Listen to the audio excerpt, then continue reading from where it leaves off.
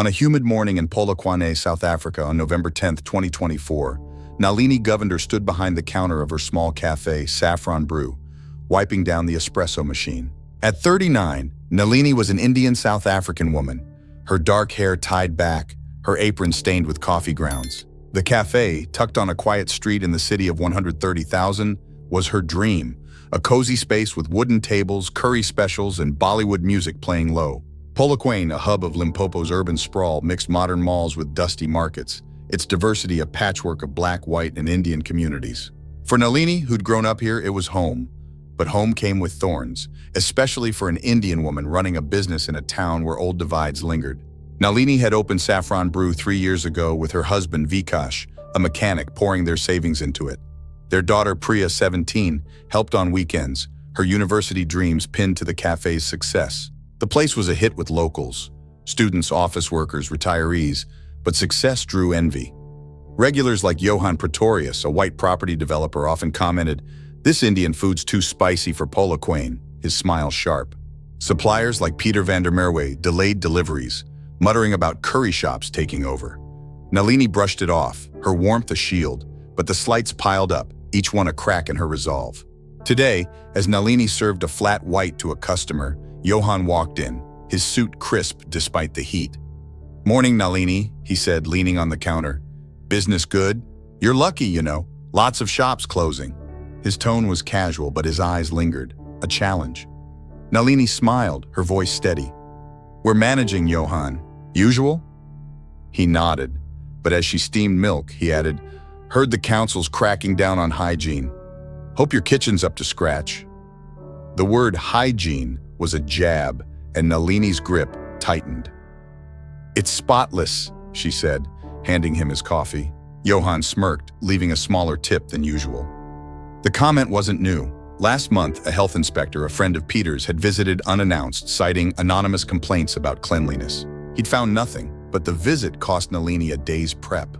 Customers whispered, some avoiding the cafe for weeks. Vikash had called it sabotage, but Nalini hesitated. "We can't accuse without proof," she'd said, her voice tight. Proof was hard in Polokwane, where Indian businesses faced extra scrutiny, their owners labeled outsiders, despite generations born here. At noon, Priya arrived, her school bag slung over her shoulder. "Mom, Mrs. Botha canceled her catering order," she said, tying an apron. "Said she found somewhere more traditional." Nalini's stomach sank. Mrs. Botha, a white retiree, had been a regular, her orders steady. Traditional was a code Nalini knew, less Indian, more Afrikaans. Priya's eyes flashed. "It's not fair. They're targeting us." Nalini hugged her, her voice soft. "We'll get through, Priya. Keep smiling." But her smile was fraying. The cafe's books showing a dip, bills looming. That afternoon, Nalini found a note taped to the cafe's back door. "Curry scum, leave." The words, scrawled in red marker, hit like a stone. She tore it down, her hands shaking, and hid it in her bag before Priya saw. Vikash, picking up Priya, noticed her tension.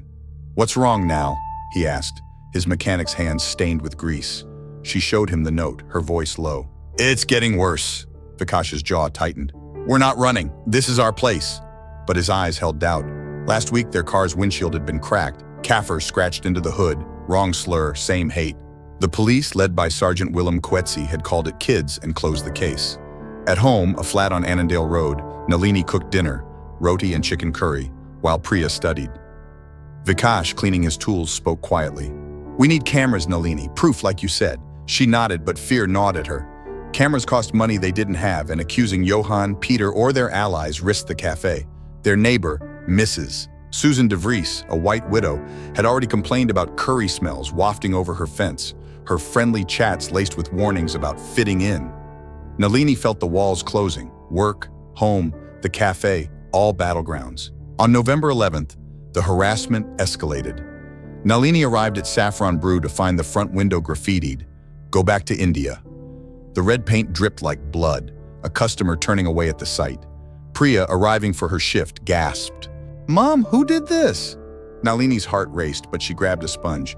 "We clean it, Priya, no fuss." As they scrubbed, Mrs. de Vries watched from her car, her face unreadable. Johan walked by, his voice loud. "Rough day, Nalini?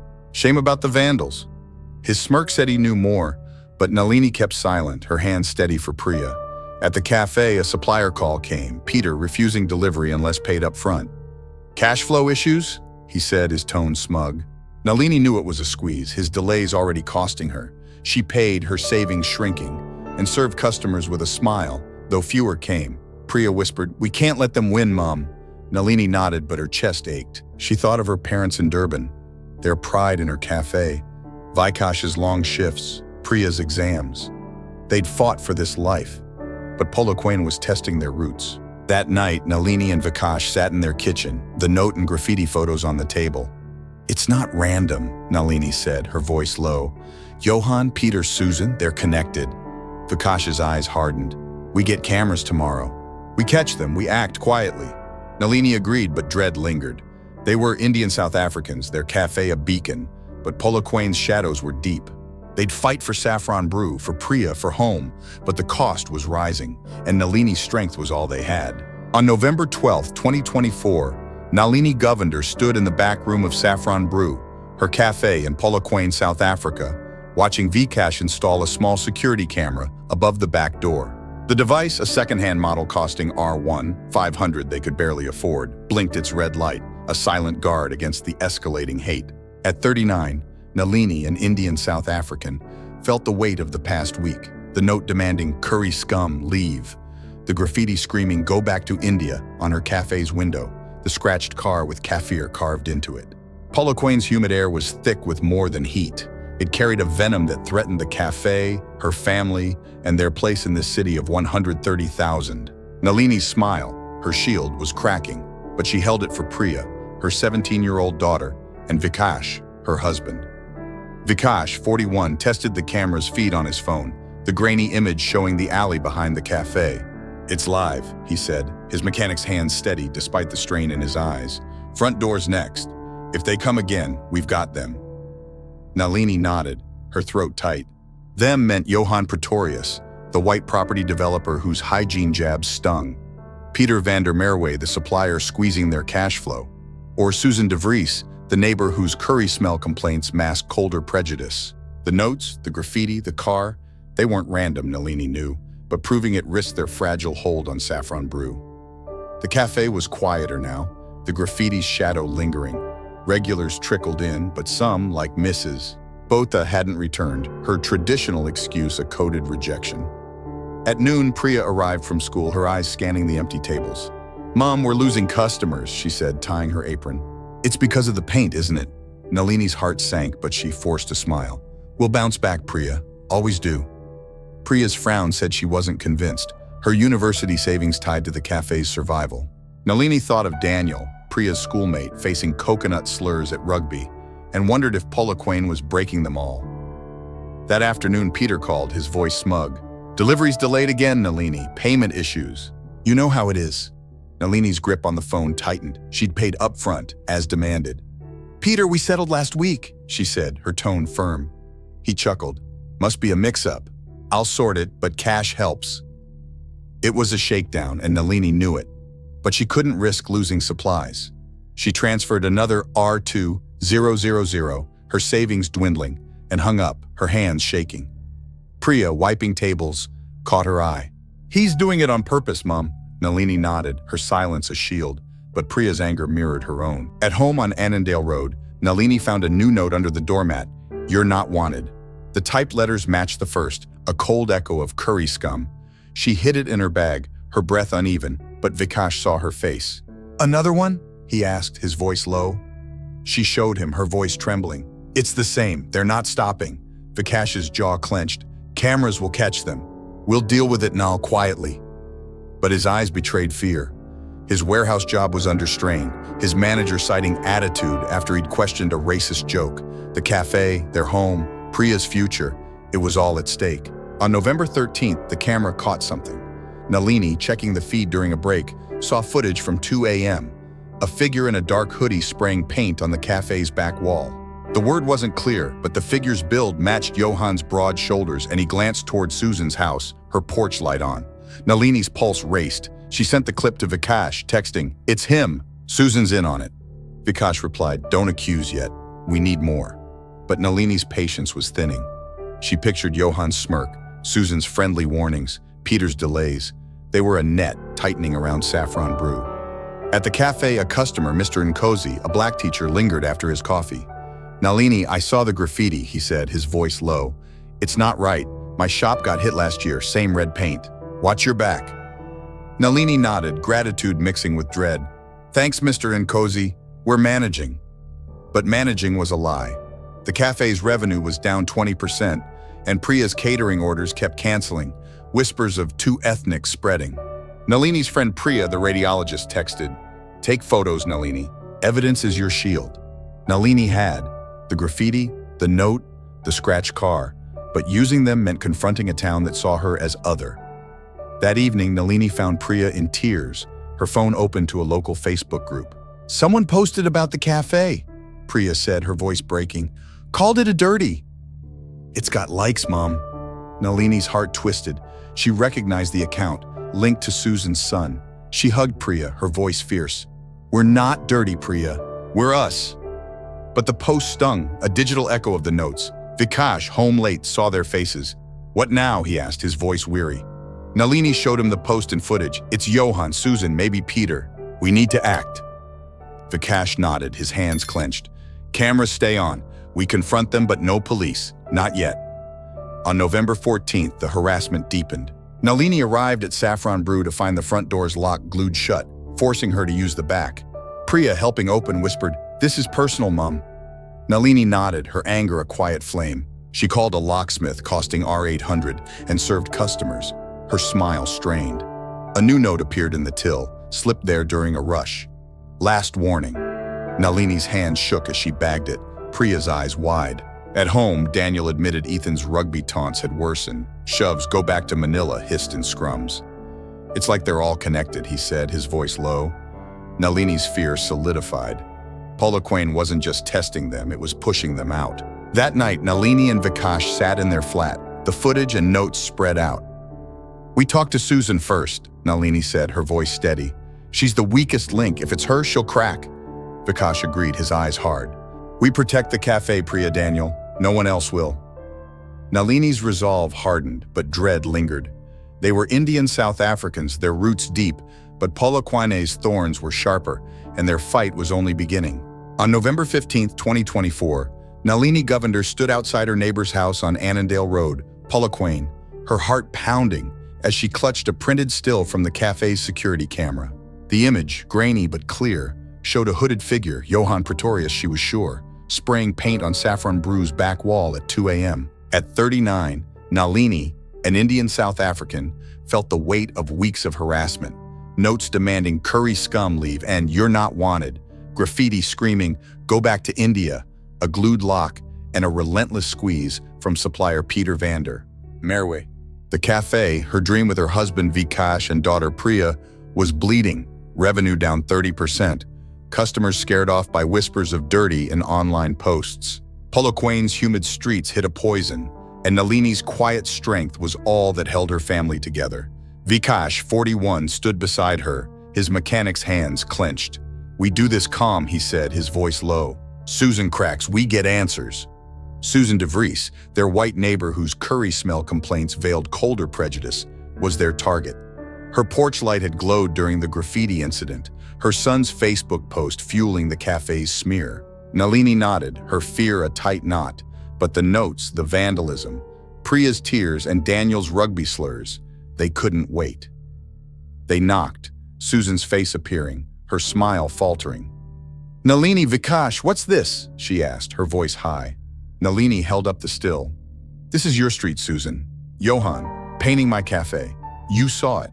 Susan's eyes darted to the image, then away. "I don't know anything," she stammered, but her hands twisted her cardigan. Vikash stepped closer. "Your light was on. Your son's post called us dirty. Stop lying." Susan's husband, Alan, appeared, his bulk filling the doorway. "You accusing us?" he growled. "Careful, or you'll regret it." Nalini's anger flared. "We're not leaving, Alan." "Tell Johan to stop, or this goes further." Alan's eyes narrowed, but Susan grabbed his arm, whispering, "Enough." They left, Alan's stare a warning, but no note came that night. A fragile pause. At Saffron Brew, the air was heavy. On November 16th, Nalini served fewer customers, the graffiti's echo lingering. Priya, wiping tables, whispered, "Mom, I heard Johan at the market. He's telling people we're trouble." Nalini's stomach sank. Johan's property deals gave him sway, his words poison. She thought of Mr. Nkozi's warning, same red paint, and checked the camera feed, finding nothing new but saving every frame. Peter called, demanding another upfront payment, his tone smug. "Supply chain's tight, Nalini." She paid R1,500, her savings near empty, and hung up, her hands shaking. Priya's eyes flashed. "He's with Johan, Mum, they're killing us." At home, Daniel opened up, his voice low. "Ethan's dad was at rugby talking to the coach, said I'm not a team player, it's because I called out Ethan's slurs." Nalini's heart twisted. She saw the pattern. Johan, Ethan's dad, Susan, Peter, a net closing. "You're our team, Daniel," she said, hugging him. Vikash, cleaning his tools, nodded. "We need more footage, something undeniable." Nalini agreed, but dread gnawed at her. The cafe's books were red, Priya's university fund shrinking, and their flat felt like a target. Susan's friendly waves now absent. On November 17th, the camera caught gold. At 3 a.m., two figures, Johan, unmistakable in his broad build, and a slimmer man, likely Alan, smashed a cafe window, glass glinting in the feed. A note was left. "Final chance." Nalini's breath caught as she watched with Vikash, Priya asleep upstairs. "It's them," she whispered, her voice shaking. Vikash's face was stone. "We go to the police, Nal. This is enough." Nalini hesitated, Sergeant Coetzee's kid's dismissal echoing. "Not yet," she said. "They'll protect Johan. We confront him first." Vikash's eyes burned, but he nodded. "Tomorrow, we end this." That day, Nalini arrived at the cafe to find the water supply cut. "A maintenance issue," Peter claimed, smirking over the phone. She boiled bottled water, serving coffee with a strained smile, but customers dwindled, the broken window boarded up. Priya, helping after school, found a new post online. "Saffron Brew's unhygienic. Avoid." It was Susan's son again, likes piling up. Nalini's anger boiled, but she snapped a screenshot, her evidence folder growing, notes, footage, posts. At the hospital, Priya's friend, a black nurse named Thandi, whispered, "Johan's been at my clinic spreading lies. Document everything, Nalini." Nalini nodded, her resolve hardening, but the cafe's till held R200, a death knell. That evening, Nalini and Vikash knocked on Johan's door, a sleek house on Church Street. He answered, his suit rumpled, his smirk fading at the still of him breaking the window. "What's this?" he demanded. Nalini's voice was ice. "You, Johan, vandalizing my cafe. We have Alan, too. Stop, or we take this further." Vikash held up his phone, the footage paused. "We know about Peter, Susan, the posts. It ends now." Johan's face reddened, but his voice was low. "You're making enemies, Nalini. Bad move." Nalini stood firm. "We're not leaving. Try us." They left, Johan's silence louder than threats, but Nalini's hands shook, the cost of defiance heavy. On November 18th, the cafe was untouched. No notes, no paint, a tense quiet. But Peter canceled all deliveries, citing unreliable clients, and Nalini scrambled to source supplies, costing R3000. Priya came home with news. Ethan's dad apologized to the coach, said it was a misunderstanding. Nalini saw the shift, Johan's crew retreating, but not defeated. She and Vikash sat late, the footage and notes between them. "We have enough," Nalini said, her voice steady. "If they come again, we go to the police, no more waiting." Vikash took her hand, his grip fierce. "We're governors, they don't win." Nalini's fear lingered, but her strength burned brighter. Saffron Brew was theirs, and Polokwane would learn it, one quiet stand at a time. On November 19th, 2024, Nalini Govender stood behind the counter of Saffron Brew, her cafe in Polokwane, South Africa, her hands steady as she poured a cappuccino despite the storm in her chest. The security camera footage, Johan Pretorius and Alan DeVries smashing her cafe's window at 3 a.m., leaving a note screaming "final chance," was a blade she held close, shared only with her husband Vikash and their daughter Priya. At 39, Nalini, an Indian South African, was a fortress against months of racism. Notes demanding "curry scum, leave," graffiti blaring "go back to India," a glued lock, and supplier Peter van der Merwe's sabotage. Saffron Brew, their dream, was crumbling. Revenue down 40%, customers scared by smears of dirty. But Nalini's quiet fight was her family's anchor in Polokwane's hostile streets. The confrontation with Johan and Susan DeVries 2 days ago had bought a tense pause. No new notes, no paint. But Nalini felt the town's eyes. Vikash, 41, had installed a second camera at the cafe's front, his mechanic's hands deft despite sleepless nights. "We've got them," he'd said, replaying the footage of Johan's vandalism. One more move, we act. Priya, 17, had nodded, her university dreams tied to the cafe, but her eyes held fear. Daniel, Priya's schoolmate, faced quieter rugby practices since Ethan's dad backed off, but the scars of coconut slurs lingered. Nalini knew it was connected. Johan's property clout, Susan's posts, Peter's delays, a web to choke Saffron Brew. At noon, Priya arrived, her face pale. "Mom, the bank called," she whispered, tying her apron. "They're reviewing our loan. Someone reported issues with the cafe." Nalini's heart sank. The loan was their lifeline, its terms already brutal. She suspected Johan, his enemy's threat echoing, but proof was thin. "We'll sort it," Nalini said, her voice firm for Priya, but her hands shook as she texted Vikash. "Bank's on us. Johan?" he replied. "I'm checking. Hold tight." Nalini served customers, her smile a mask, but the till held R150, each empty table a wound. That afternoon, Thandi, the black nurse who'd warned Nalini, stopped by. "Johan's been at the council, Nalini," she said, her voice low. "Pushing for standards checks on businesses. It's you."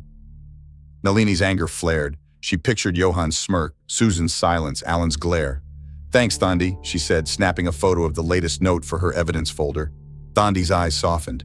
"You're strong, Nalini. Don't let them break you." But breaking felt close. Peter's delivery, promised today, never came, forcing Nalini to buy overpriced supplies costing R2 $500. Priya whispered, "We can't keep this up, Mom." Nalini hugged her, her voice fierce. "We're governors, we don't quit." On November 20th, the storm hit. Nalini arrived at Saffron Brew to find the back door forced open. Coffee beans and flowers strewn across the floor. Filth scrawled on the wall in red paint. Priya gasped, tears falling. "Mom, it's over." Nalini's heart broke, but she grabbed her phone, checking the camera. 2 a.m., Johan and a new figure, not Alan, smashing the door. "It's not over," she said, her voice steel. "We have them." Vikash arrived, his face grim. "We go to Susan now. She's the key." Nalini nodded, her fear drowned by rage. The cafe was their blood, and Polokwane wouldn't take it. That evening, Nalini, Vikash, and Priya knocked on Susan's door, the footage on Vikash's phone. Susan answered, her face ashen. "What do you want?" she stammered. Nalini's voice was calm, lethal. "This is Johan breaking my cafe. You knew, Susan. Your son's posts, your light on. You're part of it." Vikash played the clip, Johan's face clear. "Tell him to stop or we go to the police." Alan stormed out, his voice a growl. "You're bluffing. No one will believe you." Priya, trembling, spoke up. "We have more. Notes, videos, Peter's calls. Try us." Susan's eyes widened, her hand on Alan's arm. "We'll talk to Johan," she whispered, her voice breaking. "Please, no police."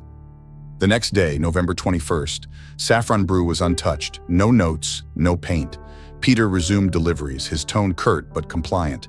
The bank called, the loan review cleared. A sudden shift Nalini tied to Susan's fear. Priya found a note in the till. "Sorry," it was unsigned, shaky. Maybe Susan's son, maybe Johan's guilt. Customers trickled back, Mr. Nkosi bringing friends, his smile warm. "You're still here, Nalini, that's power." Daniel reported Ethan's silence at rugby, a small win. Nalini's heart lifted, but the cafe's books were still red, their savings gone. That night, Nalini stood in Saffron Brew's kitchen, the espresso machine humming, Priya and Vikash beside her. The boarded window, the scrawled filth, the notes, they'd scarred her. But so had Priya's courage, Vikash's hands, Thandi's warning. They'd fought in shadows, no noise, no crowds, and held their ground.